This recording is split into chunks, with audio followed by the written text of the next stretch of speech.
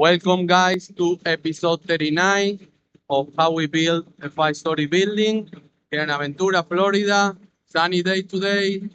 We are doing excavation and a big trench on the outside, a long trench on the outside to bring the water service from the backflow that is on the east side of the property all the way to the west side where it's going to be the trench bring the pipe and it's going to be connected to get inside the building around here.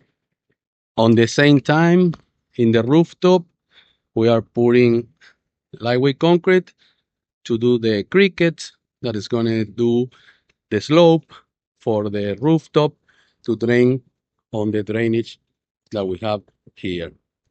After that, we're going to waterproof the deck and install the tiles. In the inside, we keep going with the framing, and in this case, we already start with the AC ducts, setting up all the ducts that is going to go to the machines on the top, and it's going to complete the whole HVAC system inside the building. So this is the update up today. Please subscribe to the channel, hit the like button, the notification bell for more update on how we build five-story building. Thanks for watching.